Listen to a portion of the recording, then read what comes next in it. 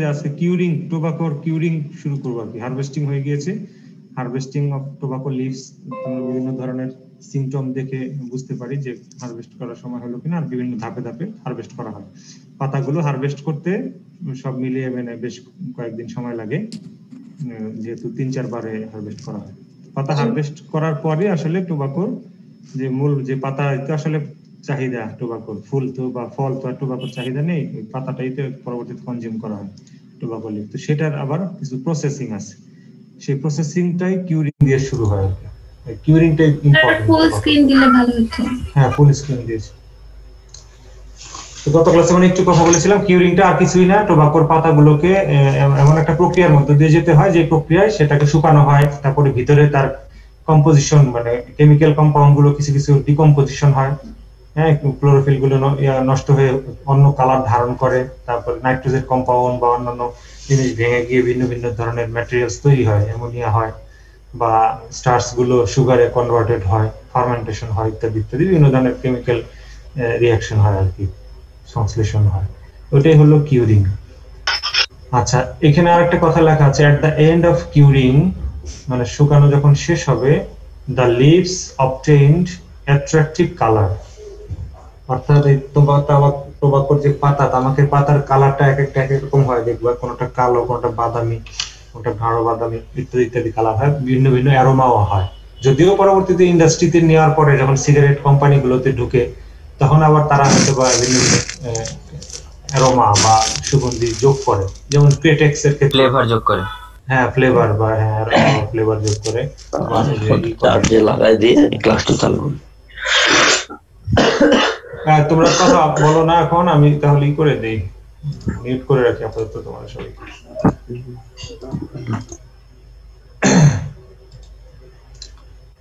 Order এবং structure develop. Harvested tobacco leaves contain, যখন পাতাটা হারভেস্ট করা হয় গাছ থেকে, ওই সময় এর পাতায় ময়েশ্চার অনেক বেশি থাকে, 75 থেকে 80% ময়েশ্চার থাকে, ভেজা ভেজা থাকে। After curing it brings down to 12 to 14% moisture, একেবারে কমিয়ে ফেলা হয়। ধানের যেমন স্টোরিং এর সময় যত পার্সেন্ট ময়েশ্চার থাকে, অর্থাৎ প্রায় মুচমুচে হয়ে যায় পাতাটা, 12 থেকে 14% নিয়ে আসা। আফটার দ্য লিফ ইজ কিউরড, এই শুকানোর পরে যখন এই ডিজায়ারেবল চেঞ্জ গুলো আসে, তারপরে আবার ময়েশ্চার কিন্তু অ্যাবজর্ব করানো হয়, রিগেইন করা হয়। It is allowed to Regain the moisture. আবার এমন ভাবে রাখা হয় যেন ভিতরে আবার ময়েশ্চার কিছুটা ঢুকে। At that time it contains 24 থেকে 32% moisture, 24 to 32% moisture, which is pliable enough to handle the leaves without breaking. অর্থাৎ তোমার টোবাকো লিফের পাতাটা, টোবাকো মানে গাছের যে পাতাটা, সেটা কিউরিং এর পর যদি 12 থেকে 14% হয়, এটা তো শুকিয়ে যাবে, মচমচে হয়ে যাবে, এক জায়গা থেকে আরেক জায়গায় নিতে গেলে কিন্তু গুঁড়া গুঁড়া হয়ে যাবে। সেজন্য আবার ময়েশ্চারটা কিছুটা রিগেইন করা হয়, করা হলে 24 থেকে 32% হয়। এবং এই সময় কি হালকা ইয়া থাকে আর কি, একেবারে ময়েস্ট না, আবার একেবারে ড্রাইও না, যার ফলে এক জায়গা থেকে আরেক জায়গায় সহজে এটা ভাঙা ছাড়াই, ভেঙে যাওয়া ছাড়াই এটা ক্যারি করা যায়। তো কিউরিং এই যে হলো জাস্ট একটা ফটোগ্রাফ, টোবাকোর কিউরিং কিভাবে করে। এই যে ঘরটার মধ্যে কিউরিং করে, সেই ঘরটাকে বলা হয় বার্ন হাউস, BARN, BURN না, BURN মানে বার্ন মানে পুড়ে যাওয়া, আর BARN বার্ন হলো এমন একটা ঘর যেটা সাধারণত কাঠের বা বাঁশের বা এই ধরনের তৈরি হয়, এই ধরনের ম্যাটেরিয়ালস দ্বারা, এবং অনেক উঁচু থাকে ঘরটা। তোমরা ওয়েস্টার্ন সিরিজের বইগুলোতে বা মুভিগুলোতে দেখবা বার্ন হাউস লেখা থাকে, অর্থাৎ গরুর বা ঘোড়ার খাবারের আস্তাবল, যেটা আস্তাবলটাই বার্ন হাউস ওরা বলে। ভিতরে এক পাশে গরু বা ঘোড়া থাকে, তারপর আরেক পাশে তার খাবার দাবার থাকে, খড় থাকে, হে, সাইলেজ ইত্যাদি রাখা হয়, স্টোরিং থাকে। তো ওইগুলাই হচ্ছে ওই টাইপ হাউসই হচ্ছে বার্ন হাউস। এবং টোবাকোর যেখানে শুকানো হয় পাতাগুলো, সেটাকেও বার্ন হাউস বলে, ওই একই বানান, BARN। এটা একটা বার্ন হাউসের ছবি, এবং এখানে পাতাগুলো দেখো স্টেয়ারে বা টায়ার বলে, TIER, টায়ার মানে স্তরে স্তরে সাজানো আছে, এইভাবে কিউরিং করা হয়। তো কিউরিং এর শুধু এই ঘরের ভিতরেও না, বাহিরেও করা হয়। তো সেটা দেখি আমরা যে ভিন্ন ভিন্ন টাইপস আছে কিউরিং এর। একটা হলো এয়ার কিউরিং, 2 নম্বরে ফ্লু কিউরিং, 3 নম্বর হচ্ছে ফায়ার কিউরিং। তোমাদের যদি কোনো স্পেসিফিক কোশ্চেন থাকে তোমরা হাত তুলতে পারো, কারণ তোমাদের কোনো শব্দ কিন্তু আমি শুনতে পাচ্ছি না, মিউট করে দিয়েছি। তো হাত তুললে আমি বুঝতে পারবো যে হ্যাঁ, তুমি কিছু বলতে যাচ্ছ। ফ্লু কিউরিং, ফায়ার কিউরিং এবং হচ্ছে সান কিউরিং।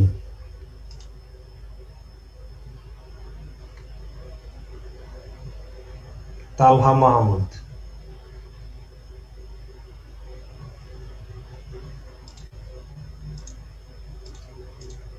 তাহলে বলো। স্যার গতদিন আপনি একটা পয়েন্ট বলেছিলেন যে ফ্লো কিউড সিগারেট, যেখানে সার খুব অল্প লাগে, পরে তো স্যার আপনি বলেছেন যে পরে এটা বলবেন, পরে হয়তো বা আর বলা হয়। হ্যাঁ, ফ্লো কিউরিংটা বলবো, হ্যাঁ এই যে আসতেছে এখন। এটা কিভাবে কিউর করে আসলে জাতের উপর ডিপেন্ড করে অনেক সময় তোমার ইয়া হয় আর কি। ফ্লো কিউড টোবাকো, এটা ফ্লো কিউড সিগারেট বলা ছিল। তো air curing, flue curing, fire curing, sun curing, ground curing এবং পিট কিউরিং। পিট, এই 6 ধরনের টাইপস আছে কিউরিং এর। তো এয়ার কিউরিং যেটা আমরা একটা একটা করে জেনে নিই। এয়ার কিউরিং হলো বাতাসে শুকানো, মানে শব্দ থেকেই তোমরা বুঝতে পারতেছো। এয়ার কিউরড টোবাকো ইজ হাং, ঝোলানো হয় ইন ওয়েল ভেন্টিলেটেড বার্নস, যেটা কিছুক্ষণ আগে বললাম বার্ন হাউসটা কি, যে জায়গায় শুকানো হয় যে ঘরটা, সেটা ওয়েল ভেন্টিলেটেড হতে হবে, অর্থাৎ মোটামুটি চারপাশ খোলা থাকবে আর কি। And allowed to dry over a period of 4 to 8 weeks, প্রায় 4 সপ্তাহ থেকে 8 সপ্তাহ, প্রায় 1 থেকে 2 মাস সময় প্রয়োজন হয় এই কিউরিং। এই যেরকম ছোট্ট করে দেখানো হয়েছে একটা বার্ন হাউসের মতো, ছোটখাটো স্মল ফার্মারদের হবে হয়তোবা, চতুর্পাশ খোলা আছে, এইভাবে তোমার এয়ার বাতাসের মাধ্যমে শুকানো, সরাসরি সূর্যের আলো যেন না লাগে আর কি।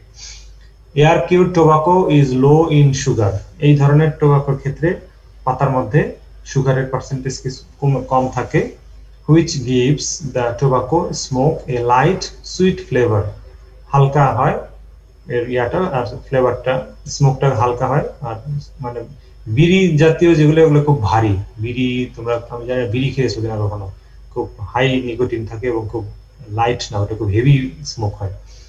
আর সুইট ফ্লেভার থাকে না, এটা অন্যরকম থাকে। And high nicotine content, nicotine content খুব বেশি থাকে বিড়িগুলোতে, কারণ কন্ট্রোল করা হয় না সাধারণত কোনো।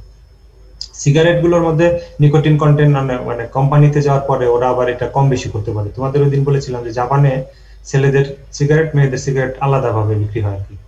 মেয়েরা সাধারণত কম নিকোটিনের কন্টেন্ট সিগারেট গুলো খেয়ে থাকে, আর ছেলেরা সাধারণত মাঝারি বা বেশি নিকোটিন কন্টেন্ট খেয়ে থাকে। আমাদের দেশে যেটা পাওয়া যায়, তোমরা হয়তো ইয়াং বয়সে তো অনেকেই এগুলা টেস্টের জন্য একটা টান দেয়, কেউ কেউ হয়তো রেগুলার খেয়ে থাকতে পারো।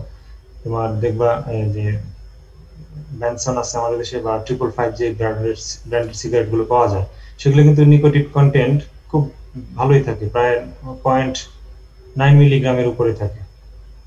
হ্যাঁ, কিন্তু জাপানে দেখেছি ওরা 1 থেকে শুরু করে, 0.9 তো না, 9। জাপানের ওরা 1 থেকে শুরু হয়, এক হচ্ছে একেবারে লোয়েস্ট, খুব সামান্য, ওটাতে তেমন ফিল হয় না যে নিকোটিন আছে কি নাই। তামাকের যে আসলে যারা তামাক খোর, সিগারেট খোর, তাদের কাছে 9 মিলিগ্রাম বা তার বেশি হলেই বেটার, তাহলে তারা খুব, তাদের ভালো লাগে, না হলে খুব ভালো লাগে না। তো নিকোটিন কন্টেন্ট কম বেশি এটা ন্যাচারালিও হয়, আবার তোমার যখন সিগারেটটা তৈরি হয় তখন ওরা বিভিন্ন প্রক্রিয়া এটা কমিয়ে দিতে পারে আর কি। আমাদের দেশে এই সিস্টেম আছে কিনা জানি না, ব্রিটিশ টোবাকো বা তোমাদের তো অনেকে চাকরি টাকরি করে সব কোম্পানিতে, কিন্তু জাপানে ওটা দেখেছি আছে। সিগার টোবাকোস আর এয়ার কিউড, সিগার যেটা বানানো হয়, হ্যাঁ, র্যাপিং বা ফিলিং, সেটা হলো মানে সাধারণত বাতাসে শুকানো হয়, লিটারেচার যেটা বলে।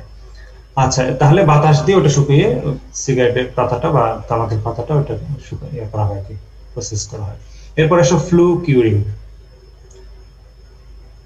For cigarette this curing is followed, সিগারেটের জন্য যে তামাকটা ব্যবহার করা হয় সাধারণত এটাতেই করা হয়।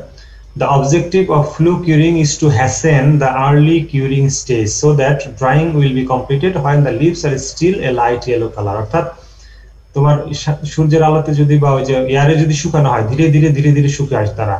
আর ফ্লু কিউরিং এর মধ্যে শুকালে হয় কি, শুকানোটা হঠাৎ করে শুকানো হয়ে যায় আর্লি স্টেজে, মানে early curing stage. The objective of flue curing is to hasten the early curing stage, অর্থাৎ শুরুর দিকটা যেন খুব দ্রুত হয়।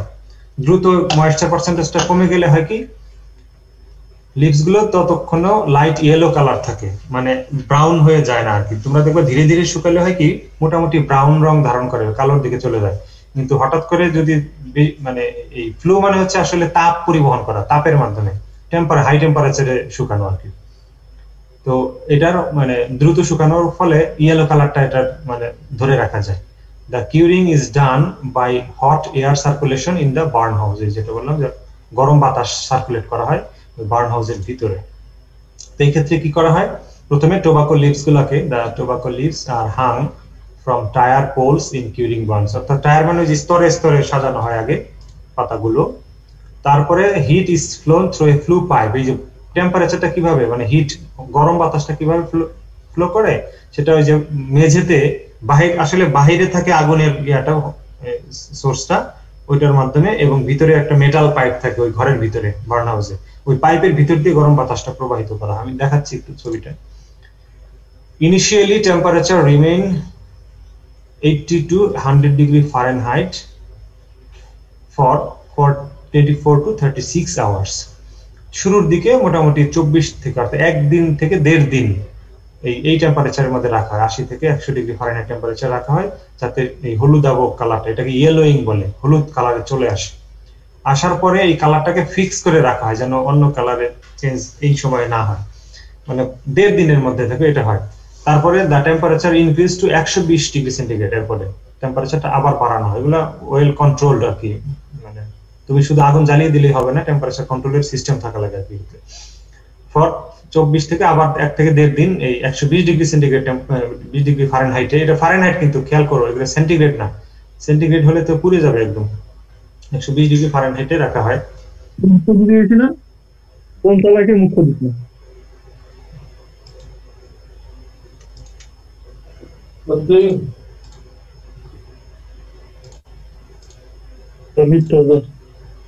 আচ্ছা, তো এই স্টেজে এসে কালারটা ফিক্সেশন হয়ে যায়। After that, temperature is again raised to 140 degree Fahrenheit। দেখো আস্তে আস্তে বাড়তেছে, 100 থেকে 120 থেকে এখন 140 ডিগ্রি ফারেনহাইটে একদিনের মতো 24 ঘন্টার মতো রাখা হয় ফর ড্রাইং দ্য লিভস। এখন শুকানো হবে, কালারটা ফিক্সড হয়ে যাওয়ার পরে এরপরে শুকানোর দিকে চলে যায়। At this stage, ventilators are open for air flow। এই এখন কালারটা যখন একদম ডেভেলপ হয়ে যায়, তারপরে 140 ডিগ্রি ফারেনহাইটে 24 ঘন্টা রাখা হয়, রেখে তারপরে খুলে দেওয়া হয় চতুর্পাশ, ভেন্টিলেটর গুলো, চতুর্পাশ মানে ভেন্টিলেটর থাকলে সেটাকে খুলে দেওয়া হয় যেন বাতাস প্রবাহিত হয়। এইটা হচ্ছে বার্ন হাউসের ছবি, মানে স্কিমেটিক ডায়াগ্রাম। এখন নিচের দিকে হলো ফার্নেস। ফার্নেস মানে যেখানে আগুন ধরানো হয় আর কি, আগুনের সোর্স। এই যে এটা ভিতর দিকে দেখো একটা টিউবের মতো চলে গেছে, টিউবটা বাঁকা হয়ে আবার এদিকে আসছে, তারপরে উপরের দিকে চলে গিয়ে এই যে গরম বাতাসের যেগুলো বাকি থাকে সেগুলো বের হয়ে এদিকে চলে আসে, কারণ ফ্লো রাখতে হয়। উপরে দেখো দুইটা নলের মতো, বাইরে এই যে এখানে একটা এখানে একটা, এইভাবে তোমার এটার ভিতরেটাকে বলে ফ্লো পাইপ। তারপরে ফার্নেসের মাধ্যমে আগুন ধরানো হয়, তারপরে হিটটাকে ট্রান্সফার করা হয়, এদিক দিয়ে বাতাসটা চলে আসে। তারপরে ফ্রেশ এয়ার ইনলেট পোর্ট, এদিক দিয়ে অনেক ফাঁকা রাখা হয় বাতাস যেন ঢুকতে পারে। ভেন্টিলেশন আউটলেট ওই উপরে এটা খুলে দেওয়া হয় পরে ভেন্টিলেশনের জন্য, আর এমনিতে সাত টাইপের আছে এগুলো। তো এটা জাস্ট সিম্পল একটা schematic diagram. Finally, killing is done to raise the temperature up to 165 degree Fahrenheit for 18 থেকে 24 ঘন্টা until complete drying is occur। অর্থাৎ কিলিং বলতে এখানে একেবারে ফাইনাল যেটা শুকানো, 165 ডিগ্রি ফারেনহাইট টেম্পারেচার রেজ করা হয়, রেজ করে একেবারে কমপ্লিটলি শুকিয়ে ফেলা হয়, এটাকে বলা হয় কিলিং করা আর কি। তো এটা হচ্ছে ফটোগ্রাফ ফ্লো কিলিং এর। এই যে ভিতরে দেখো এরকম মেটাল পাইপের মাধ্যমে আসলে এর ভিতর দিয়ে হট এয়ারটা ফ্লো করা হয়, এরকম পেঁচানো থাকে, গরম থাকে ভিতরে। আচ্ছা, এরপরে আসলে ফায়ার কিউরিং, আগুনের মাধ্যমে শুকানো। Fire cured tobacco is hung in large barns where fires of hardwoods are kept on continuous or intermittent low fume। অর্থাৎ এই ক্ষেত্রে তোমার বড় বার্ন হাউস দরকার হয় যেন আগুনটা আবার বেশি উপরে উঠে আগুন লেগে না যায়, কারণ তোমার আমাকে পাতাগুলো ফ্লোর থেকে বেশ কিছু উপরে রাখা হয় যেন আগুনের মানে গরমটা সে পায় কিন্তু আগুনের স্পর্শটা যেন না পায়। Fire fires of hardwoods, hardwood বলতে বোঝানো হচ্ছে খুব শক্ত, আমাদের দেশে এটা সম্ভবত নাই, এই সিস্টেমটা থাকলে আমি জানি না, দেখিনি কখনো। লিটারেচারে যেটা পাই বিদেশে, তোমার হার্ডউড যেটা ছোট ছোট ওক গাছের ট্রি আছে, ওক ট্রি তোমার তক্তা হয়, রেডউড ট্রি তক্তা হয়, ছোট ছোট তক্তা মানে টুকরা আর কি, লজ, ওগুলাকে মানে কাটা হয় ছোট ছোট টুকরা করে কেটে, ওটা অনেকক্ষণ ধরে পুড়তে থাকে আর কি। আমাদের দেশে যেটা বললে অনেক সময় চেলা কাঠ, তোমরা শুনেছো কিনা চেলা কাঠ, অর্থাৎ খড়ির লাকড়ি যখন বানানো হয় গাছের গুড়ি থেকে, আমাদের দেশে সম্ভব এটা, গাছের গোড়াটা তো খুব শক্ত হয়, হার্ড হয়, ওটাকে যদি ছোট ছোট টুকরা করা হয় সেটা হবে মানে হার্ডউড। ওইটা যখন জ্বালানো হয়, বিশেষ করে দেখবে চায়ের দোকানগুলোতে, এখন তো ওরা ইউজ করে চারকোল, আগে ওটা ছিল চেলা কাঠের টুকরা টুকরা ছোট ছোট, অনেকক্ষণ ধরে যেন জ্বলে আর কি। কারণ খড়ি টাইপের দিলে নর্মালি পাটখড়ির মতো বা পাতলা পাতলা কাঠ দিলে কিন্তু দ্রুত পুড়ে যায়, তো হার্ডউড গুলো অনেকক্ষণ ধরে জ্বলে ধীরে ধীরে। এগুলাই সাধারণত ফায়ার কিউরিং এর ক্ষেত্রে ব্যবহার করা হয়, যাতে লো ফিউমটা একটু লো থাকে এবং text between 3 days and 10 weeks। কখনো কখনো 3 দিন মানে 3 দিন থেকে 10 সপ্তাহের মধ্যে কাজগুলো সম্পন্ন হয়, depending on the process and the tobacco variety. এই যে এরকম দেখো আগুন লাগিয়ে দিচ্ছে, এখানে অন্যভাবে সেই করতেছে সডাস্ট দিয়ে, কিন্তু প্রচুর পরিমাণে হার্ডউড ব্যবহার হয়। হার্ডউড থেকেও এই সডাস্ট গুলো তৈরি হয়, আবার ডাইরেক্টলি হার্ডউডটাকেও ব্যবহার করা যায়। সডাস্টে দিলে একটু বেশি সুবিধা, কারণ তুষের আগুন বলে তো, এটা নিবু নিবু নিবু নিবু আকারে থাকে, হ্যাঁ অনেক সময় ধরে জ্বলে তুষের মতো সডাস্টের ইয়েটা। আর যদি চালা কাঠ দেয় তাহলে একটু ফিউমটা বড় হয় আর কি, ওই টুকরাগুলো দিলে কাঠের। Fire curing produces a tobacco low in sugar and high in nicotine. এটার মাধ্যমে যে টোবাকোটা তৈরি হয় সেটাতে সুগার বেশি থাকে এবং নিকোটিনটা হাই থাকে, এটা তারা গবেষণা করে পেয়েছে। তো বিশেষ করে পাইপ টোবাকো বা চিউইং টোবাকো এন্ড স্নাফ আর ফায়ার কিউড। পাইপ মানে তোমরা দেখেছো পাইপিং করা হয়, যেটা খাটো পাইপ থাকে। আর চিউইং টোবাকোটা হলো চিবিয়ে যেটা খায় জর্দা। আর স্নাফটা জানো নাকি?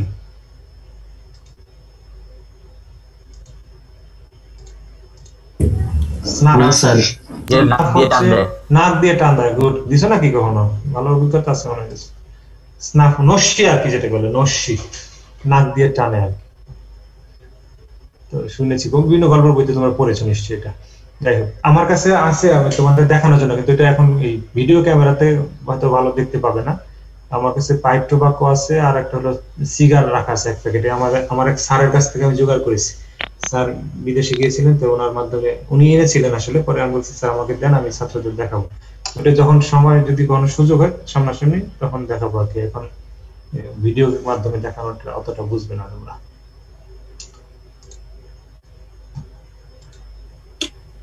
সান কিউরিং, সূর্যের আলোতে, সহজ জিনিস, অত কঠিন কিছু না। After harvesting the whole plants, they are kept separately for 2 to 3 days in shadow place।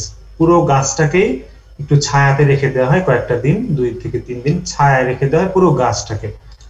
তারপরে সেগুলোকে এই যেরকম রোদ্রে, ওপেন এয়ারে মানে ওপেন সানশাইনে এভাবে শুকানো হয়। Then they are hanged in bamboo stick on open sunshine. এই যে বাঁশের তৈরি মাচা করে, বাঁশের মাচা তৈরি করে তারপরে এইভাবে শুকানো হয় ঝুলিয়ে।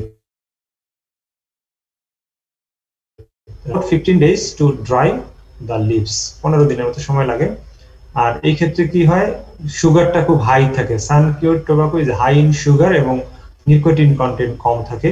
This method is used in Mediterranean countries.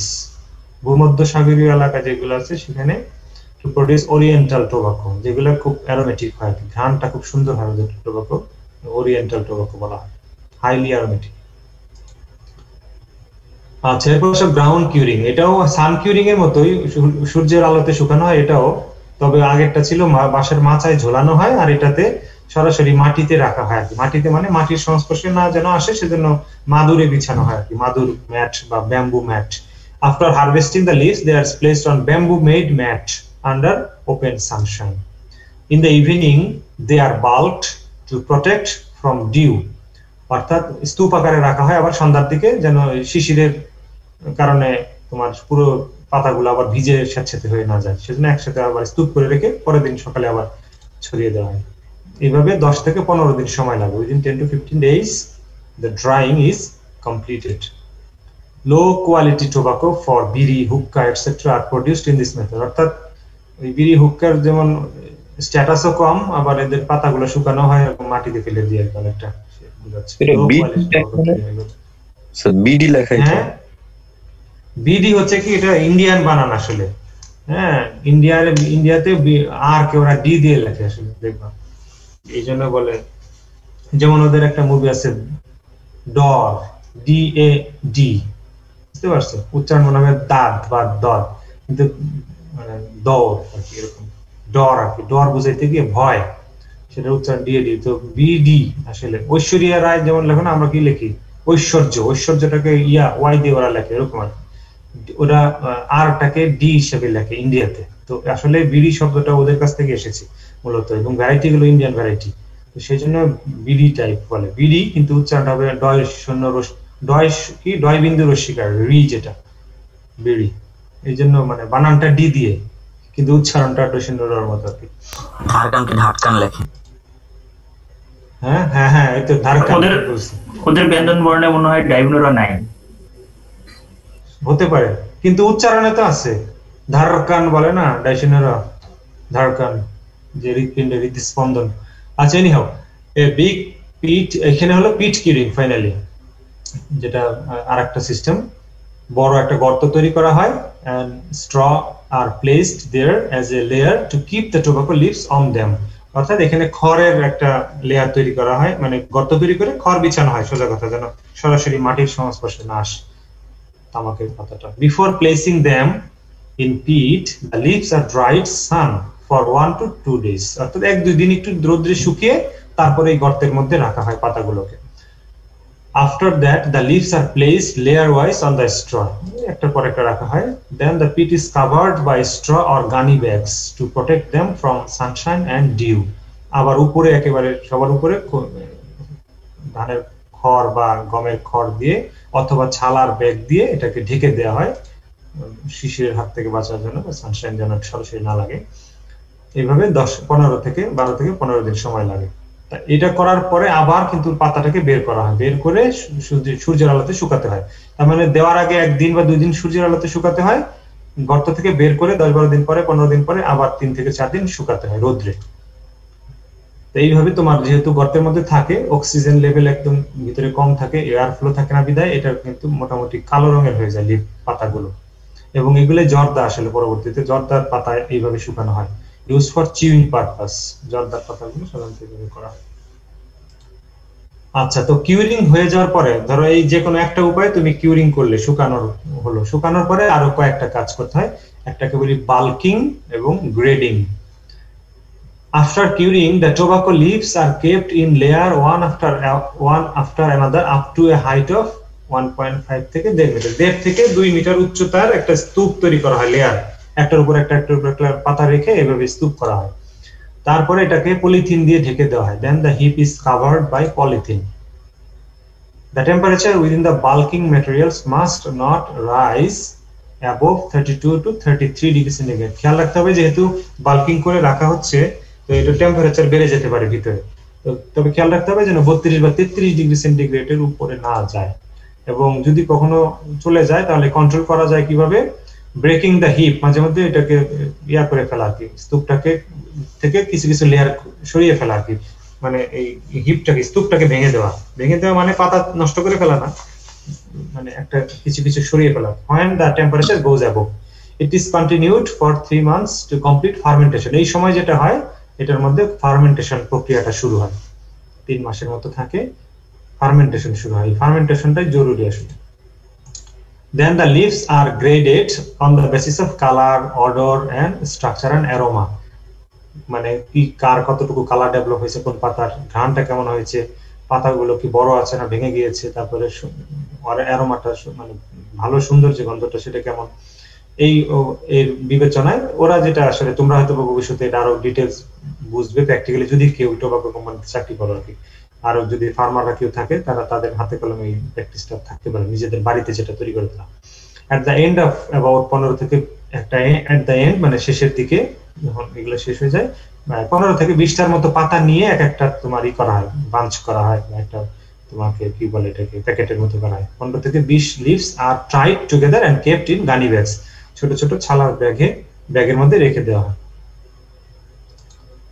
আচ্ছা, তাহলে গ্রেডিং করার পরে এইজিং, এই দেখো আসলে টোবাকো লিফে কিন্তু প্রচুর খাটনি আছে, অনেক সময় লাগে, টাইম কনজিউমিং একটা প্রক্রিয়া।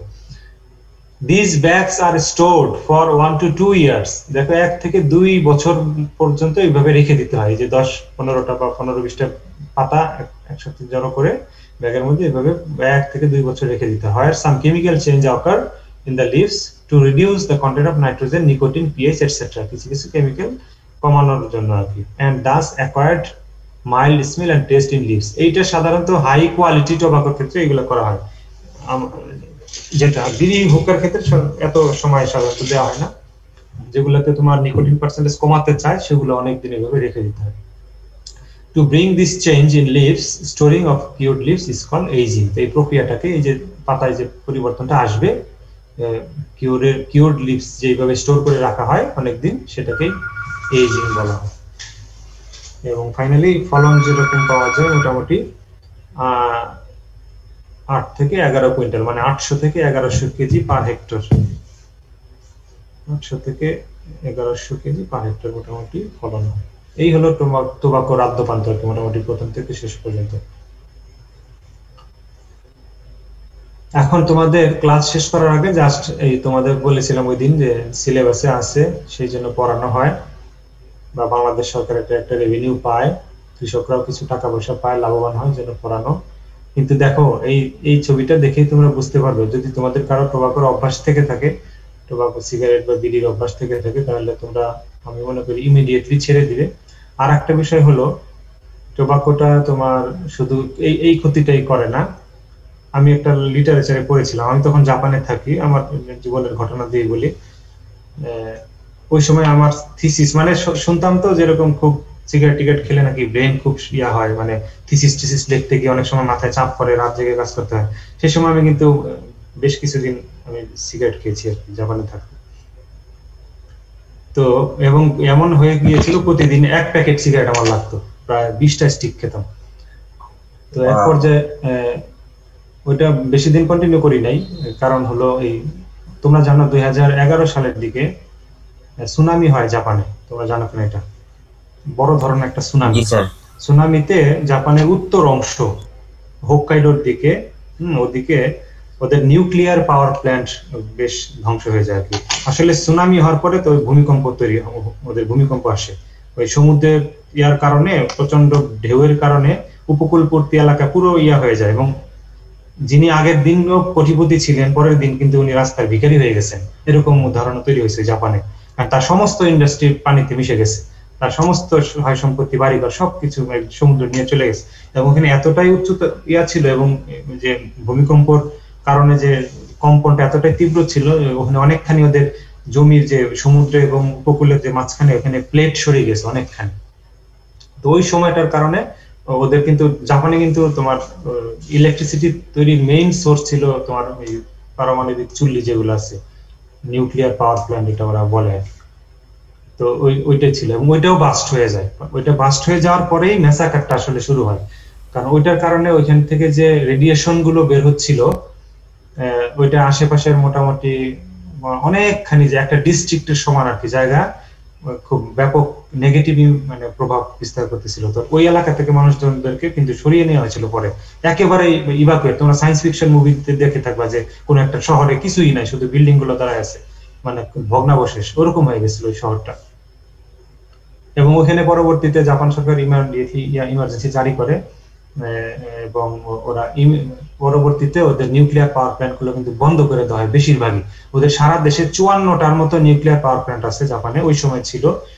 তো এর 1-2 বছরের মধ্যে ওই জনগণ এর মানে ওরা বোঝে, জাপান সরকার ওরা খুবই অনেস্ট একটা সরকার, আসলে জনগণের ট্যাক্সের টাকা 100% ইউটিলাইজ করে ওরা, এবং জনগণের ভালোর জন্য ওরা সবকিছু করে। তো যখন একটু প্রোটেস্ট করছে যে আমাদের দেশে লাগবে না, আমরা আর নিউক্লিয়ার পাওয়ার প্ল্যান্ট চাই না, আমাদের ইলেকট্রিসিটি, ওদের তো ইলেকট্রিসিটি কখনোই যেতে দেখিনি, আমি 7 বছর ছিলাম, 6-7 বছরের মতো ছিলাম, একদিনের জন্য কোনোদিন ইলেকট্রিসিটি যায় না ওদের, এবং স্টেবল সাপ্লাই 100 ভোল্টের ওরা করে, আমাদের দেশে 220 ভোল্টের তো ওদের ওই সরকার তখন ইমিডিয়েটলি করলো কি, নিউক্লিয়ার পাওয়ার প্ল্যান্ট গুলো ধীরে ধীরে বন্ধ করে দিল, দিয়ে ওরা কিন্তু অল্টারনেট সোর্স, সোলার এনার্জি এবং অন্যান্য রিনিউয়েবল এনার্জিতে চলে গেছে, এবং এটা টেরও পায় নাই মানুষ। ধীরে ধীরে কিন্তু রিপ্লেসমেন্ট হয়ে গেছে, কিন্তু ইলেকট্রিসিটির যে একটা লোডশেডিং এটা কিন্তু হয়নি। তো যাই হোক, ওই সময় যে নিউক্লিয়ার পাওয়ার প্ল্যান্ট ধ্বংস হয়ে যাওয়ার কারণে যে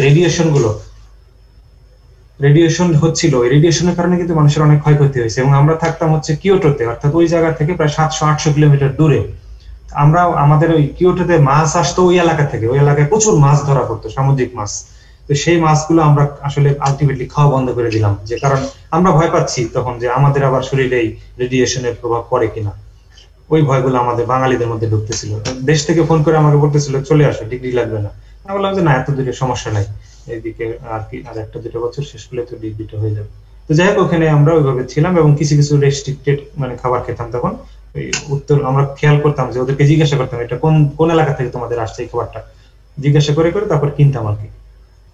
তো ওই সময় আমি একটা লিটারেচারে দেখলাম যে রেডিয়েশন কিভাবে হয় আর কি। তো পরে দেখলাম যে এই তামাকের পাতা অর্থাৎ কেউ যদি সিগারেট বিড়ি বা এই ধরনের জিনিস বার্ন হয়, টোবাকো লিফ যখন বার্নটা হয় সিগারেটের, নরমালি টোবাকোতে যে পরিমাণ ইয়া থাকে, তো এই টোবাকো লিফ বার্নিং হলে ওইটা থেকে একটা রেডিয়েশন ওই আইসোটোপিক ইয়াতে কনভার্টেড হয়ে যায়। কি টোবাকো লিফের যে কেমিক্যাল পদার্থ থাকে সেখানে 9 গুণ বেশি বেড়ে যায়।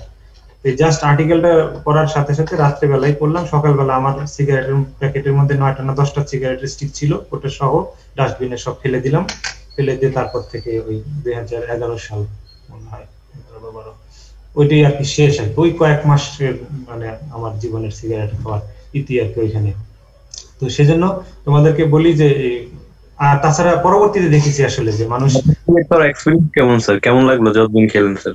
না মাথা ঘোরায়, আরে দূর কিসের কি, এগুলা এমনি আমার কাছে ইয়া মনে হয় না। কিন্তু যারা খায়, যারা অ্যাডিক্টেড হয়ে যায় তাদের কাছে হয়তো ভালো লাগে, কিন্তু আসলে ওই মুখ গন্ধ হয়ে যায়, বিশ্রী লাগে, তারপরে আবার ব্রাশ করতে হয়, খুব খারাপ অবস্থা। তো ওই আর হচ্ছে মানে মনে হয় এটা একটা সাইকোলজি, আসলে এটা একটা সাইকোলজিক্যাল আমি মনে করি প্রবলেম, বুঝতে পারছো? এই টোবাকো খাওয়াটা একটা, আর ইয়াং বয়সে তোমরা যেটা করো সেটা তো আসলে লোক দেখানো, একটু ভাব নেওয়া আর কি, যে খাইতেছি সিগারেট, একটা ভাব থাকে আর কিছুই না। এটা তো নেশা হয় না তোমাদের এই বয়সটাতে, এই হল জীবনে ছাত্র জীবনে যেটা করে এটা কিন্তু নেশা না আসলে। সিগারেটের নেশা হবে তখনই যখন তুমি না খেতে পারলে খারাপ লাগবে, যে ভাল লাগতেছে না কিছু, একটা সিগারেটের টান দিলে ভাল লাগবে, এই যে একটা ফিলিংস, এটাই তখন মনে করবে নেশা হয়ে গেছে। আর এমনিতে বন্ধু বান্ধবের সাথে মিলে মিশে দিয়ে একটা টান টুন দেয়, এটা একটু ভাবটা নেওয়ার জন্য, এটা কিছু না।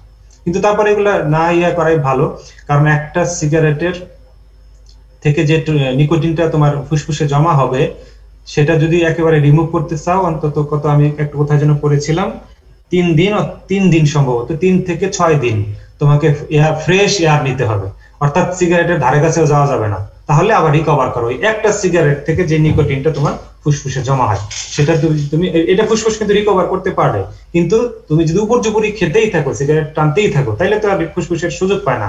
তাকে 3 দিন সুযোগ দিতে হয়, 3 দিন বা 6 দিন, আমার ঠিক খেয়াল নেই সময়টা, কিন্তু একটা লম্বা সময় কিন্তু। অর্থাৎ একটা সিগারেটের জন্য তোমাকে 3 দিন সময় ব্যয় করতে হবে ওই সিগারেটের নিকোটিনটা ফুসফুস থেকে আলটিমেটলি যদি মানে রিমুভ হওয়ার জন্য। তাহলে এখন বোঝো যারা মানে বেশি খায় তাদের তো আসলে সুযোগই থাকে না, এই জন্য নিকোটিনটা জমা হয়। এবং আমি অনেক দেখেছি যারা অ্যাডিক্টেড থাকে একটা বয়সের পরে, বিশেষ করে 45 বা 50 বছর বয়সের পরে, তাদের কিন্তু রিকভার করার সুযোগ থাকে না, এবং বেশিরভাগ ক্ষেত্রেই লাং ক্যান্সার হয়ে মারা যায় ওনারা। এটা আমার চোখের দেখা বেশ কয়েকটা ঘটনা আমার চাক্ষুষ করেছি, যে তাদের পরে আমি জিজ্ঞাসা করছি কি তাদের কি স্মোকিং এর অভ্যাস ছিল কিনা, বললো হ্যাঁ তারা সেম স্মোকার ছিল। তো তাই যাই হোক, তোমরা দেখো এই ছবিটাতে, এতক্ষণ হয়তো দেখে ফেলছো, ক্যান্সারও হতে পারে, কি অঙ্গে ক্যান্সার হয়, বা ক্রনিক ডিজিজ দীর্ঘমেয়াদী কিছু রোগ হয়। তো ক্যান্সার যেমন হেড বা নেক ক্যান্সার হতে পারে, মানে অর্থাৎ ব্রেন ক্যান্সার যেটা, এটা হতে পারে, ঘাড়ের দিকে অনেক সময় ক্যান্সার হয়, ফুসফুস লাং ক্যান্সার হতে পারে, লিউকেমিয়া ব্লাড ক্যান্সার হতে পারে, স্টমাকের cancer, kidney, pancreas, colon, bladder, cervix, যে মেয়েদের যে ইয়াটা জ্বরের যে অংশ এখানেও ক্যান্সার হতে পারে, সার্ভাইকাল ক্যান্সার বলে। তো এই সমস্ত ক্যান্সার তোমার ডেভেলপ করে কিন্তু মানে টোবাকো কন্টিনিউ করলে আর কি, বা যাদের এই বদভ্যাসটা আছে। আবার কিছু ক্ষেত্রে ক্রনিক ডিজিজ হয়, স্ট্রোক করতে পারে, কি বলে বন্ধ্যত্ব না অন্ধ, ব্লাইন্ডনেস হয়ে যাওয়া আর কি। তারপরে গাম ইনফেকশন, যাদের জর্দা খাওয়ার অভ্যাস আছে বিশেষ করে, তাদের দাঁতের গোড়া কিন্তু নষ্ট হয়ে যায়, গাম নষ্ট হয়ে যায়। তারপরে হার্ট ডিজিজ হতে পারে লম্বা সময়ের জন্য, pneumonia, chronic lung disease, asthma ইত্যাদি ইত্যাদি বিভিন্ন প্রবলেম হতে পারে। ফার্টিলিটি রিডিউসড হতে পারে মেয়েদের ক্ষেত্রে, ছেলেদের ক্ষেত্রে হতে পারে এটা।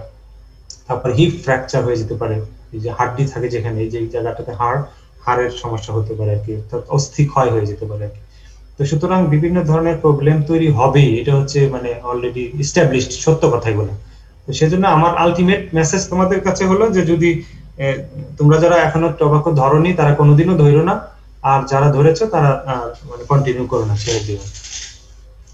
আর পরীক্ষার পাশের জন্য তোমাদের জিনিসগুলো আসলে মুখস্থ করতে হবে, এই হচ্ছে বিষয়। তো আমি আজকে তাহলে ক্লাসটা শেষ হয়ে গেল মোটামুটি, আর তোমাদের সাথে হয়তো ভবিষ্যতে আবার কখন কোথায় দেখা হবে জানি না, ক্লাসে অন্তত হয়তো এটি শেষ। যদি কোনো প্রবলেম হয় একাডেমিক্স তাহলে হয়তো কথা বলতে পারো, দেখা করতে পারো। আর তোমাদের এক কাজ করো, আমি অ্যাটেন্ডেন্সের ইয়াটা পাঠিয়ে দিচ্ছি লিংকটা, তোমরা একটু করো, ওই তোমাদের মধ্যে 3 জন বা 4 জন যারা আপনার ইমেইলে নক দেওয়া নক দিয়েছিলাম আর কি স্যার। দিয়েছিলে? আচ্ছা, আমি তাহলে ওখানে পিডিএফ ফাইল সব এই যে টোবাকো এবং স্যালাইনিটির এটা আমি দিয়ে রাখবো না। আচ্ছা, ইমেল করে দিলে তোমরা যারা সবাইকে দিয়ে ডিস্ট্রিবিউট করে দিবেন। আর এই যে আমি এখন অ্যাটেন্ডেন্সের লিংকটা পাঠাচ্ছি, তোমরা একটু অ্যাটেন্ডেন্স দিয়ে দাও। আচ্ছা স্যার, তাহলে একটা জিনিস হচ্ছে আমরা যে কিউরিং গুলা করব, বলো স্যার আমরা যে কিউরিং গুলা করব এটা কি তাহলে স্যার আসলে সিগারেটটা কিরকম হবে এটা জাতের উপর নির্ভর করবে না, বরঞ্চ কিউরিং এর উপর নির্ভর করবে? কিউরিং এর উপরেও করে, জাতের উপরেও করবে। জাত তো ওইভাবেই তৈরি হয়। পরবর্তীতে আসলে মূল কিউরিং এর মূল সব সময় যে কিউরিং দিয়ে তোমার নিকোটিন একেবারে আহামরি চেঞ্জ করে ফেলবে সেটাও না। মানে লিটারেচারে যেটা পাই আর কি, সেটা হলো ভ্যারাইটিটা একটা ইম্পর্টেন্ট ফ্যাক্টর। হ্যাঁ, এখন ধরো আমি তোমাকে সিম্পল একটা উদাহরণ দিয়ে বলি। ধরো পোলাওয়ের ধান আর নরমালি যে আমরা ধরো নাজির শেলের ধান বা কালিজিরা কি বলে মিনিকেট তো নামে কোনো ধান নাই, পোলাওয়ের চাল আর নাজির শেলি ধরি বা ব্রি-ধান 28 এর ধান, এই দুইটা ধান কিন্তু দুইটাকেই কিন্তু প্রসেস করে মিলে নেওয়া হয়, অর্থাৎ মিলে নেওয়া ধরো কিউরিং করা। তো এখন দুইটার কিন্তু জাত আলাদা, একটা হচ্ছে সুগন্ধি চাল আর একটা হচ্ছে নরমাল চাল সুগন্ধি ছাড়া।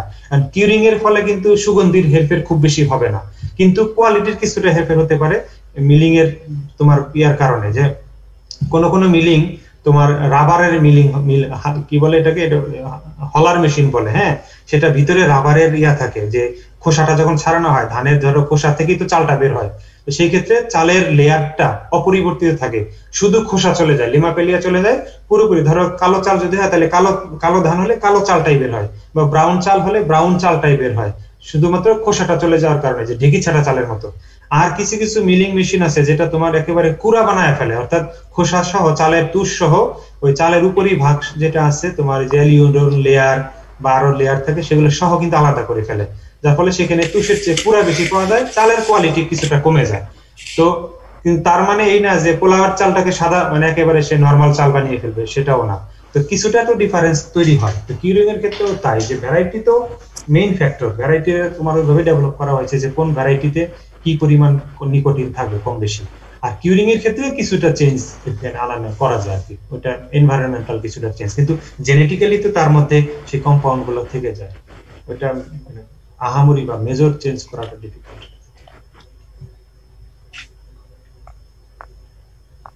আজকে আছো তোমরা 326 জন।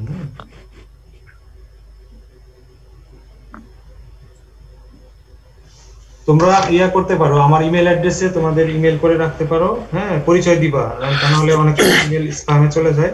আমি তাহলে বুঝবো তুমি তোমার নাম, তোমার কোন সেকশনে, আইডি নাম্বারটা, মোবাইল নাম্বারটা এবং ইমেল অ্যাড্রেসটা দিয়ে রাখবা। এটা আমার মোবাইলের মেসেজেও দিতে পারো, দিয়ে বাও অ্যাপে পাবে আমার কন্টাক্ট নাম্বার, আর একটা হতে পারে ইমেলও আমাকে দিয়ে রাখতে পারো। তো 3 থেকে 4 জন এটা করো। সবার ইমেলটা হচ্ছে স্যার এই যে edu.bd যেটা বাও এডুবিডি। হ্যাঁ, ওটা ওই যে বাও অ্যাপে দেখো যেটা আছে, ওইখানে কন্টাক্টস, ফ্যাকাল্টি, তারপরে ডিপার্টমেন্টের আন্ডারে আমাদের নাম, সব টিচার, সব টিচারদের নামই পাবে। বাও এর কিন্তু দুইটা অ্যাপ আছে, একটা বিএইউ নামে আর একটা বিএইউ ই ডায়েরি নামে। তো ই ডায়েরিটা তোমরা ইনস্টল করো না, করতে পারো। ই ডায়েরির জন্য আবার পরে ইন্টারনেটের প্রয়োজন হয়, ওটা ইন্টারনেট ছাড়া চলে না। আর বাও যেটা শুধু বিএইউ যেটা, ওটা আবার অফ ইয়াতে চলে আর কি, অফ নেটে চলে। স্যার বাও অ্যাপে আবার সবকিছু আপডেটেড থাকে না, ই ডায়েরিতে সব আপডেটেড থাকে। আমি তো বাউতেই আপডেটেড পেয়েছি, ই ডায়েরিতে অনেক সময় পাইনি। ই ডায়েরিতে তোমার সুবিধা যেটা, সেকশন গুলা, বিভিন্ন ইনস্টিটিউট সেকশন ওগুলোর নাম্বার পাওয়া যায় বা অফিসারদের নাম্বার পাওয়া যায়, বাউটাতে যেটা পাওয়া যায় না। আসলে ওইটা অফিসিয়াল, আর বাউটা একজন টিচার এটা করেছিল তার একটা প্রজেক্টের মধ্যে। তো ঠিক আছে, তোমাদের যদি স্যার, হ্যাঁ বলো স্যার প্রথম লেকচার থেকে কোশ্চেন ছিল, কি ছিল ওটা? স্যার ওইখানে স্যার সোডিয়াম অ্যাবজর্পশন রেশিও বলতে একটা কথা ছিল একটা লিস্টে, তো ওইখানে আসলে লেখা ছিল যে স্যালাইন সয়েলে 13 এর চেয়ে কম, স্যালাইন সোডিকে 13 এর চেয়ে বেশি, আবার সোডিকে 13 এর চেয়ে বেশি। তো এখানে রেশিও বলতে তো আমরা জানি যে কম্পারিজন থাকবে, তো এখানে শুধু 13 বা কিভাবে হলো রেশিওটা তো বুঝলাম না। ওইটা সয়েলের পার্টিকেলের সাথে সম্ভবত এটা সম্পর্কটা, যে মানে সোডিয়াম যে অ্যাবজর্পশন হবে শরীরের মধ্যে তার মানে 13 বা 13 নিচে হবে অন্যান্য পার্টিকেলের তুলনায়, অন্যান্য এলিমেন্টস এর তুলনায়। মানে তোমার সেই ইয়াটা হলো স্যালাইন সয়েল, সোডিয়াম অ্যাবজর্পশন রেশিওটা। আর স্যালাইন মানে কি বলে এটাকে তোমার, এটা কার্বন বা বাইকার্বনেট যে ইয়াগুলো থাকে, তোমার সোডিক সয়েলে কিন্তু বাইকার্বনেট বা কার্বনেট এই অংশটা তোমার বেশি থাকে। হ্যাঁ, সোডিক সয়েলটাকে তো অ্যালকালাইন সয়েল বলে, সেখানে মানে সালফেট বা ক্লোরিন এগুলা কিন্তু কম থাকে। হ্যাঁ, কার্বনেট বা বাইকার্বনেটের ইয়াটা বেশি থাকে। তো সেই জন্য ওইটাকে সম্ভবত আমি এটা আসলে পুরোপুরি এখনো এটা অ্যাবজর্ব করতে পারি নাই, মানে আমার ব্রেনে নিতে পারি নাই। আমি এটা যদি হয় আরো ডিটেল জেনে, আমি যতটুকু জানি যে ওইভাবে তোমার সোডিক সয়েলটাতে তোমার কার্বনেট বাইকার্বনেটের পরিমাণ বেশি থাকে সোডিয়ামের তুলনায়, আর স্যালাইন সয়েলে তোমার কার্বনেট বাইকার্বনেটের পরিমাণ কম থাকে তুলনামূলকভাবে সোডিয়ামের তুলনায়। এটা একটা রেশিও, এটা একটা হতে পারে। তো আরো ডিটেলস তুমি যদি জানতে চাও আমি তোমাকে পরে তোমার নাম্বারটা একটু দিয়ে রাখো, আমি যোগাযোগ করবো। তো আসলে গত ক্লাসে বলে ভালো হচ্ছিল আসলে, কারণ এখন তো এটা 2 ক্লাস আগের, তো আমার এখন মাথায় আসতেছে না এটা। আচ্ছা স্যার, ঠিক আছে, ধন্যবাদ। ওই সারের ক্ষেত্রে স্যার পটাশিয়াম নাইট্রেট দিছিলাম স্যার, আপনি বলছিলেন এমওপি না দিয়ে আমি পটাশিয়াম নাইট্রেটটা কেন দিচ্ছি? পটাশিয়াম নাইট্রেট বা পটাশিয়াম সালফেট এটাও দেওয়া যায় ওই টোবাকোর ক্ষেত্রে, কারণ পটাশিয়াম ক্লোরাইডটা আসলে দেওয়া হয় না। ক্লোরিন কন্টেন্ট তোমরা জানো যে একটা সার জমিতে যখন অ্যাপ্লাই করে নাইট্রোজেন বা পটাশিয়াম যাই দিই না কেন, সাথে কিন্তু আরো কিছু নিউট্রিয়েন্ট অ্যাড হয়। যেমন পটাশিয়াম ক্লোরাইড যদি দাও, মিউরেট অফ পটাশ, তাহলে পটাশিয়ামও যোগ হচ্ছে জমিতে, ক্লোরিনটাও যোগ হচ্ছে। তো সেক্ষেত্রে জমি থেকে কিন্তু এই প্ল্যান্টটা পটাশিয়ামটাও অ্যাবজর্ব করবে, আবার ক্লোরিনটাও নিয়ে নিবে। এখন পটাশিয়াম ক্লোরাইড যদি তুমি জমিতে দাও, তাহলে পটাশিয়ামের পাশাপাশি সে যেহেতু ক্লোরিনটাকে আপটেক করতেছে, এবং ক্লোরিনটা কিন্তু প্ল্যান্টের জন্য ক্ষতিকর। এই ক্ষতিকর, সে লিফটাকে আগেই তোমার নষ্ট করে দেয়, পুড়িয়ে দেয়, লিফের টিপ বা সাইড গুলো, মার্জিন গুলোকে বার্ন করে ফেলে। সেই জন্য আসলে টোবাকোর ক্ষেত্রে, যেহেতু টোবাকোর পাতাটাই মেইন, পাতাটাই হচ্ছে ইল্ড, আমরা ধরি যে হ্যাঁ টোবাকোর যত ভালো পাতা আসবে ততই ভালো ফলন হলো এবং এটাই বিক্রি হবে আলটিমেটলি। তো ক্লোরিনটা থাকলে, অর্থাৎ পটাশিয়াম ক্লোরাইড মানে তো মিউরেট অফ পটাশ, তো ক্লোরিনটা অ্যাবজর্ব হলে সমস্যা গাছের জন্য, যে কোনো গাছের জন্য আসলে ক্লোরিনটা খুব বেশি পরিমাণে আসলে সমস্যা।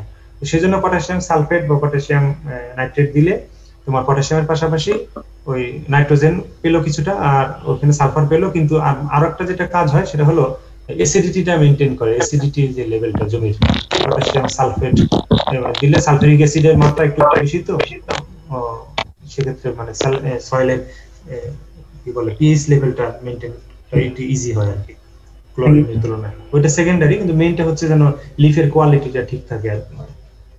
আচ্ছা, ক্লোরিন দিলে তো স্যার বার্নিং ক্যাপাসিটি কমে যায় পাতার, এজন্য মিউরেট অফ পটাশ। হ্যাঁ, বার্নিং ক্যাপাসিটি তো কমবে। প্রথম কথা হলো যে বার্নিং ক্যাপাসিটি মানে কি আসলে, তোমার ধরো প্রথম কথা হচ্ছে লিফের কোয়ালিটি নষ্ট হয়ে যাবে, কারণ গাছে থাকা অবস্থাতেই পাতার চতুর্পাশ নষ্ট হয়ে যায়, পুড়ে যায় আর কি ক্লোরিনের কারণে। ক্লোরিনের উপস্থিতি, ক্লোরিন কিন্তু একটু হ্যাজার্ডাস এলিমেন্ট, এটা কিন্তু বার্ন করে দেয় মানে গাছে থাকা অবস্থায় পাতাটা। পরবর্তীতে ক্লোরিন যখন ভিতরে কিছুটা থেকে যায়, যখন পাতাটা যখন খাওয়া হয়, মানে তোমার তামাকের পাতা শুকিয়ে যখন সিগারেট বা বিড়ি তৈরি করা হয়, তখন কিন্তু ওইটা ঠিক মতো বার্ন হতে পারে না, নিজে যাবে আর কি। ক্লাস নিতেছে, সেই জন্য ক্লোরিনটা আসলে ইউজ করা না। লিফের মানে পাতার বার্নিং, পরবর্তী বার্নিং কোয়ালিটি, আমি বার্নিং দুইবার আসছে, কিন্তু একটা হলো গাছে থাকা অবস্থাতে লিফ বার্নিং হয়ে যায়, মানে পাতাটা পুড়ে যায় চতুর্পাশে দেখবা। আর একটা হলো পাতা হারভেস্ট করার পরে ক্লোরিন থাকার কারণে ওর যে সিগারেটে যখন তোমরা যে দেখছো যে যখন টানা হয়, মানে স্মোক করা হয়, তখন কিন্তু সুন্দরভাবে পুড়ে চলে আসে তামাকের পাতা সহ, কাগজ সহ। কিন্তু ক্লোরিনের পরিমাণ বেশি থাকলে ওইটা ওইভাবে পুড়তে পারবে না, একদম মানে নিভে যাবে, বা বার্নিং ইয়াটা তখন ভালো থাকে না, নিভে যায়। এমনিতে সিগারেট তোমরা যদি রেখে দাও, দেখবা ধীরে ধীরে ধীরে একদম গোড়া পর্যন্ত সে সুন্দরভাবে পুড়ে চলে আসে, কিন্তু ক্লোরিন থাকলে কিন্তু সেটা করতে পারে না, সেটা মাঝপথে থেমে যাবে। অর্থাৎ বারবার আগুন ধরাইতে হবে, তখন দেশলাইট কাঠি ধরাই সিগারেট খেতে হবে।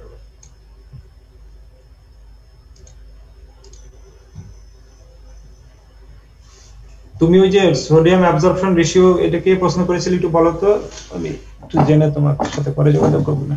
তোমার নাম কি? স্যার দেলোয়ার। দেলোয়ারের ফোন নাম্বারটা একটু দিয়ে রাখো আমাকে, কারণ ক্লাসে যদি আমি তোমাদের না বলতে পারি, দেখি তোমাকে পার্সোনালি বলা যায় কিনা। দেলোয়ারের নাম্বারটা একটু বলো। স্যার 01719 4310 83। ঠিক আছে। ঠিক আছে, আমি এটা জেনে তারপর ইনশাআল্লাহ তোমাকে জানাবো, কারণ ক্লাসে তো আর সুযোগ পাবো না। হ্যাঁ বলো কে? আচ্ছা, তা তোমাদের যদি আর কোনো প্রশ্ন না থাকে তাহলে আজকে এখানে শেষ করছি। তোমরা সবাই ভালো থেকো। সবাই হ্যাঁ বলো। আসসালামু আলাইকুম। ওয়ালাইকুম আসসালাম। তো আমার জন্য দোয়া করো, সবাই সবার জন্য দোয়া করো।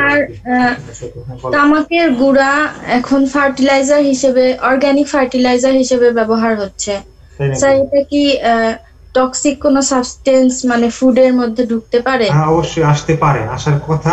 এটা আসলে গবেষণা সাপেক্ষ। আমাদের যে একজন টিচার বা গবেষক এটা নিয়ে কাজ করতেছে, তারা অবশ্য দেখতেছে যে তামাক যে জমিতে চাষ করা হয় সেই জমিতে তোমার সয়েলের কোয়ালিটিটা কেমন এফেক্টেড হচ্ছে। ব্রিটিশ টোবাকো থেকে প্রথমে আমার সাথে যোগাযোগ করেছিল, পরে আমি আর ওটা করতে পারিনি, যাই না, আরেকজনকে দায়িত্ব দেওয়া হয়েছে। পরে উনি করতেছেন, এখনো ওনার কাছ থেকে রেজাল্ট হাতে পাইনি। তো উনি করতেছেন হচ্ছে যে তামাকের জমিতে বা কুষ্টিয়া এলাকায় বা অন্যান্য এলাকায় যে তামাক গুলো চাষ করা হয়, এর আসে যখন অন্য ফসলও যদি চাষ করে, তো ওই ফসলের ক্ষেত্রেও ক্ষতি হয় কিনা, বা তামাক চাষের ফলে বা এই ক্রপিং প্যাটার্নের কারণে তামাক, বা ধরো ধানের পরে তামাক বা অন্য কোনো ফসল করলো তামাকের পরে, এই প্যাটার্নের ফলে তোমার জমিতে মাটির কোনো ক্ষতি হচ্ছে কিনা এটা করতেছে।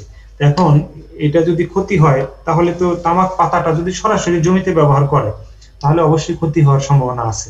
তো এটা নিয়ে কাজ চলতেছে, আসলে ওই ফাইন্ডিংসটা পাওয়া গেলে হয়তো বা আরো ডিটেইলস শেয়ার করা যাবে আর কি। তো এমনিতে ওভারঅল চিন্তা করলে বোঝা যায় যে কিছুটা হলেও তো ক্ষতি হওয়ার কথা। তামাকের পাতাটা যদি স্বাস্থ্যের জন্য খারাপ হয়ে থাকে তাহলে মাটির স্বাস্থ্যের জন্য ওই ম্যাটেরিয়ালস গুলো তো মাটিতে চলে আসবে আলটিমেটলি। আবার এমনও হতে পারে যদি ভাবে যে না শুধু হাইড্রোকার্বন গুলো যোগ হবে, তাহলে ওদিক থেকে হয়তো বা ভালো, অর্গানিক ম্যাটার হিসেবে সবকিছু পচে টচে গিয়ে যদি একেবারে নিউট্রিয়েন্ট গুলোকে এলিমেন্ট আকারে আলাদা করে ফেলা যায় তাহলে হয়তো বা ক্ষতি নাও হতে পারে। এটা আসলে গবেষণা সাপেক্ষ, এটা এই মুহূর্তে বলা যাবে না। কারণ তামাকের পাতা অর্গানিক ম্যাটার হিসেবে ব্যবহার করার ক্ষেত্রে আমরা তো কখনো উদাহরণ দেই না তামাকের পাতার। Thank you sir. কারণ এটা আমার মনে হয় তুমি প্রশ্নটা করেছো ভালো হয়েছে, কারণ এটা একটা কনসার্ন যে তামাকের যে এলাকায় তামাক চাষ করা হয় সেই এলাকার সেই জমিগুলোতে যেহেতু তামাকের নিচের দিকের পাতাগুলো ফেলে দেওয়া হয় বা ডিটপিং করা হয়, এইগুলোকে বাইরে ফেলে না দিয়ে পচিয়ে যদি ওই জমিতেই অ্যাড করা হয় তাহলে অর্গানিক ম্যাটারের পরিমাণটা বাড়বে, এটা স্বাভাবিক। এটা হলে তো খুব ভালো হয়, তাহলে সম্ভবত সেই চিন্তা করে এটা করা হচ্ছে আর কি। তো খারাপ না হলে ভালো। যে জমিতে স্যার তামাক চাষ করা হয় সেই জমিতে তো পরবর্তীতে অন্য ফসল হয় না খুব একটা। হয় না, ওইটা সম্ভবত তোমার এই রুট এক্সুডেটস আছে, তামাকের যে শিকড়, ওই শিকড় থেকে কোনো এলিলু কেমিক্যালস বের হয় আর কি, সেই কারণে করা যায় না। আরো কারণ থাকতে পারে, কারণ ডিটেইলস ওই ক্রপিং প্যাটার্ন নিয়ে আমি কাজ করি নাই, কারণ এগুলো তো আসলে এমনি বানায় কথা বললে লাভ নাই, প্র্যাকটিক্যাল বা গবেষণালব্ধ ফলাফল না জেনে বলা ঠিক না। আচ্ছা স্যার, থ্যাংক ইউ স্যার। ঠিক আছে, আর প্রশ্ন যদি না থাকে তাহলে এখানে শেষ করছি। তোমরা ভালো থেকো, আল্লাহ হাফেজ, আসসালামু আলাইকুম।